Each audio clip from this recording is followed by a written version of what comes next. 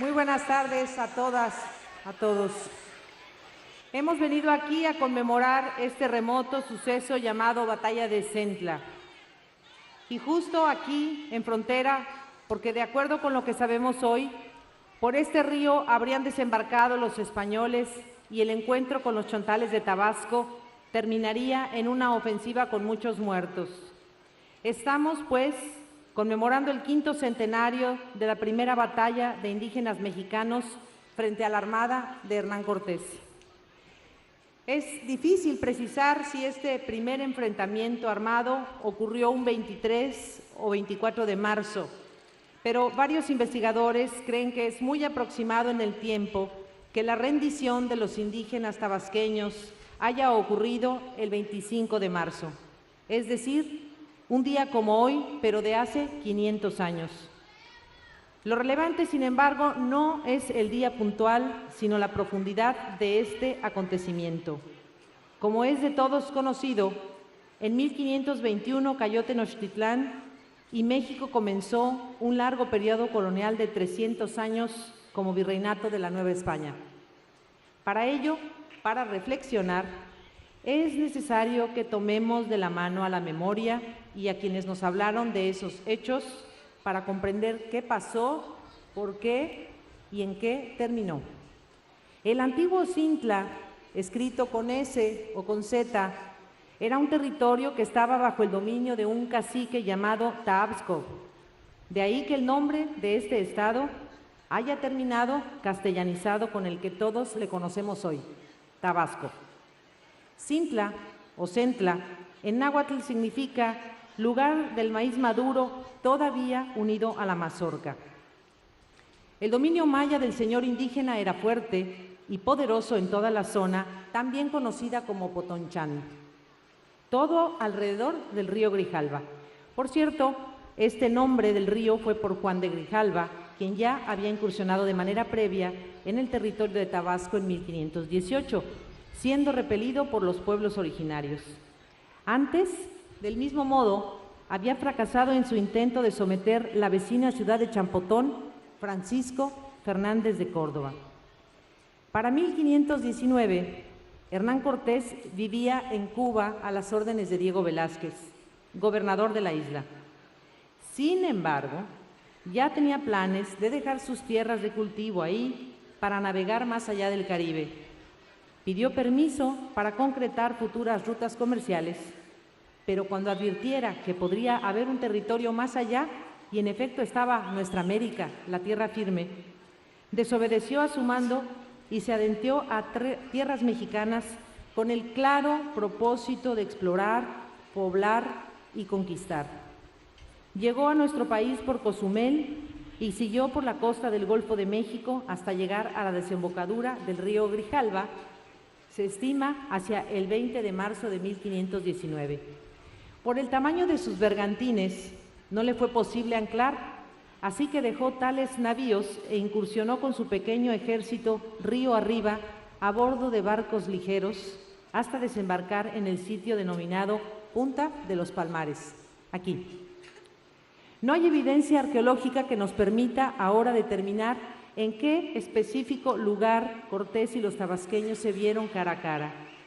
Cortés venía de ser repelido por los pobladores de la ciudad de Champotón, así que es muy probable que a la brevedad los de Centla tuviesen noticia de que unos extranjeros intentaban tocar tierra y venían no en cayucos, sino en barcos que debieron parecerles diferentes y extraordinarios. Suponemos que su actitud sería beligerante a decir de la reacción que tuvieron los mayas de entonces. De la batalla de Centla tenemos poca información escrita porque los testigos que la narraron son un puñado. El principal es Bernal Díaz del Castillo, quien legó para siglos su monumental Historia verdadera de la conquista de la Nueva España. Hay también algunas referencias en la conocida como Carta de Veracruz de 1520 y en los memoriales de Andrés de Tapia, Fray Francisco de Aguilar y Bernardino Vázquez de Tapia. No testigos, pero sí contemporáneos a los hechos, otros pocos, sumados a otros historiadores y cronistas como Antonio de Herrera, Francisco López de Gómara, Jobio y más. Pues bien, aquí los hechos que ocurrieron en un resumen. Los soldados y ayudantes de Hernán Cortés eran 400, otros dicen que 500 o hasta 570. Al llegar a Centla, hacia el 20 o 21 de marzo, y al percibir que sus naves no podían anclar por causa de los pantanos, Hernán Cortés envió a Alonso de Ávila con 100 soldados para observar y planear una estrategia de ataque desde tierra. El traductor del castellano al maya era Jerónimo de Aguilar, quien ya tenía algunos años viviendo en la región y sabía la lengua. Luego, la traductora sería Marina o la Malinche, como van a escuchar. Para legalizar el ataque que planeaba, Cortés levantó un acta encargada al escribano Diego de Godoy para dar fe de los hechos. Esto es importante porque la ley de aquel tiempo, practicada en Europa, era la de la guerra justa. De manera muy breve, les digo que consistía en hacer un llamamiento a la rendición y requerir la paz, o sea, el sometimiento. Si no se subordinaban los rebeldes, se establecía la culpa y así se justificaba pues una guerra justa con derecho a la indemnización. Algunos historiadores afirman que la reacción de los chontales fue inmediata. No le aceptaron nada a Aguilar y se embravecían más y más, amenazando con matar a todos los españoles si se atrevían a bajar de sus naves y atacar a su pueblo. Andrés de Tapia y Bernal Díaz, testigos de la Armada de Cortés, así lo escribieron. Según López de Gómora, estaban afirmados en 5 escuadrones de 8,000 soldados cada uno. Según Bernal, no eran 24, sino 12,000 guerreros. Francisco de Aguilar llegó a contar incluso 40,000. Así que Cortés decidió esperar y el 23 o 24 atacó la ciudad de Potonchán. La estrategia de guerra de los indígenas, narrada por Antonio de Solís, consistía en pintar su cara y su cuerpo a manera de parecer espantosos y hacer huir a sus adversarios. Si esto no lo lograban, seguían gritos al unísono, sin interrupción, que perturbaban a los enemigos. Díaz del Castillo añadió que además de los gritos, intimidaban tañendo trompetillas, tocando tambores, caracoles y atabalejos.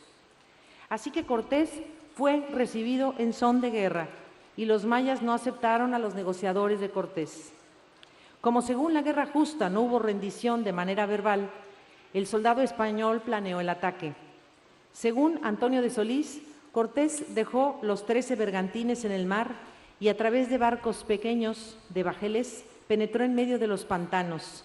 Cuentan que tambaleándose en esas aguas, perdió un zapato y así guerreó descalzo de un pie. Mandó bajar de los barcos grandes unos escudos que resistían las flechas, porque los chontales tenían por arma principal el arco, los dardos y las piedras. Comenzó la batalla casi cuerpo a cuerpo. En medio de los pantanos y con aquel ardor beligerante, los chontales se aproximaron en sus canoas a los barquitos españoles. Las flechas eran lanzadas y los españoles las esquivaban si podían. Los españoles tenían en su contra el moverse entre los pantanos y esquivar una gran cantidad de manglares, además de la humedad y el calor tropical, mientras que los indígenas tenían en contra el uso de la pólvora y de las armas que emplearon los españoles, como los falconetes, arcabuces y ballestas, además de las espadas y los 13 o 15 caballos que habían traído de Cuba. Mientras este combate ocurría, Cortés había enviado a Alonso de Ávila a tomar la población que estaba a unos metros. Esta ciudad, según Antonio de Solís, se hallaba fortificada y era redonda. La muralla estaba hecha de troncos de árboles robustos, fijos en la tierra, pero tan apretados que servían para repeler las flechas en caso de agresión. Según Solís, a cada tanto tenían 2 a 3 garitas o castillejos, de manera que estrechaban el paso y servían para controlar las entradas y salidas. Flechas, varas y piedras, tiros de pólvora y cortes de espada en la infantería, solo protegidos por una cota de malla, se producían sin cesar hasta que, según López de Gómora, ya casi derrotados los españoles, apareció un tal Francisco Morla en un caballo rucio picado. y arremetió contra los indígenas. Las fuerzas de caballería causaron tal impresión que se arredraron. Recuérdese que muchos españoles, no todos, portaban con su escudo y traje de caballero una armadura de acero que llegaba a pesar, si estaba completa cubriendo el cuerpo, unos 28 kilogramos. Ante aquella simbiosis de caballo, con un militar encima de él, jineteándolo, embravecido, muchos chontales huyeron espantados, según López de Gómara. Creían que caballo y caballero eran todo en uno, como los antiguos centauros. Aquí un fragmento de López de Gómara. Tornó entonces el de caballo por tercera vez e hizo huir los indios con daño y miedo, y los peones arremetieron a sí mismo, hiriendo y matando. A esta sazón llegó Cortés con los otros compañeros de caballo, harto de rodear y de pasar arroyos y montes que no había otra por todo aquello. Dijéronle lo que habían visto hacer a uno de a caballo, y preguntaron si era de su compañía, y como dijo que no, porque ninguno de ellos había podido venir antes, creyeron que era el apóstol Santiago, patrón de España. Entonces dijo Cortés: adelante, compañeros, que Dios es con nosotros y el glorioso San Pedro. Pero Bernal escribió lo siguiente en contra de la versión de López de Gómara: digo que todas nuestras obras y victorias son por mano de nuestro Señor Jesucristo, y que en la batalla había para cada uno de nosotros tantos indios que a puñados de tierra nos cegaran, salvo lo que la gran misericordia de nuestro Señor en todo nos ayudaba. Y pudiera ser que los que dice Gómara fueran los gloriosos apóstoles señor Santiago o señor San Pedro, y yo, como pecador, no fuese digno de verlo. Lo que yo entonces vi y conocí fue a Francisco de Morla en un caballo castaño y venía juntamente con Cortés. Así las cosas. Andrés de Tapia mencionó al misterioso caballo, pero no conoció a su jinete ni atribuyó la embestida al apóstol Santiago. Tampoco Bernardino Vázquez de Tapia. Los indígenas de América no conocían a los caballos ni a los jinetes.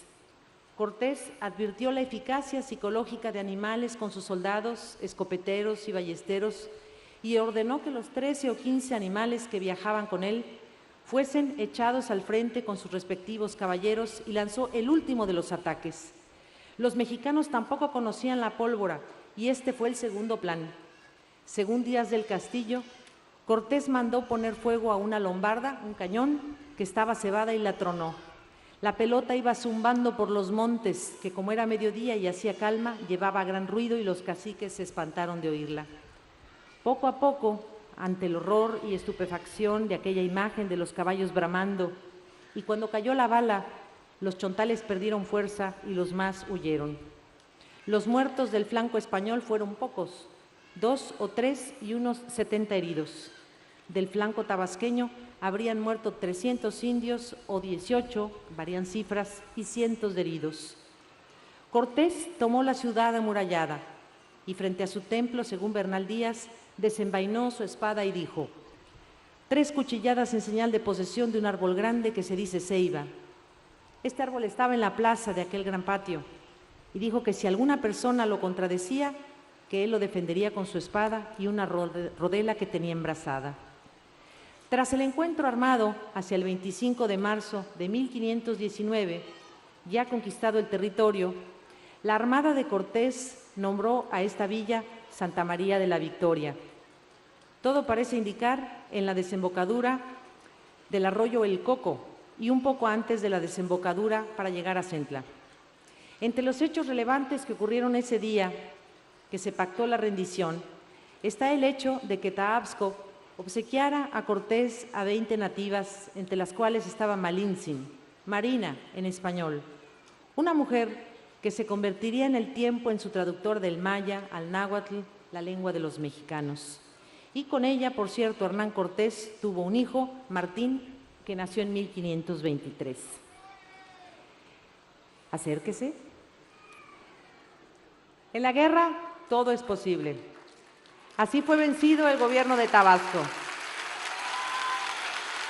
En los 29 meses siguientes, Cortés seguiría avanzando hacia Tenochtitlán, logrando la adhesión de varias ciudades mayas o nahuas hasta lograr su caída el 14 de agosto de 1521.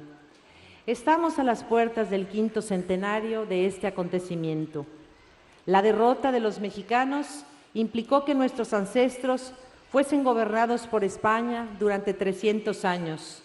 El 21 de septiembre de 2021, después de un largo periodo colonial, celebraremos ese bicentenario de la independencia y el surgimiento de la República Mexicana. Como pueden ver, recordar es indispensable para el presente. La libertad, igualdad y fraternidad no han sido producto de la nada o de ideologías viejas o retardatarias. Han sido 3 principios que han guiado nuestra vida independiente y también estamos en la antesala de ese gran acontecimiento, de 1821 a 2021. Muchas gracias.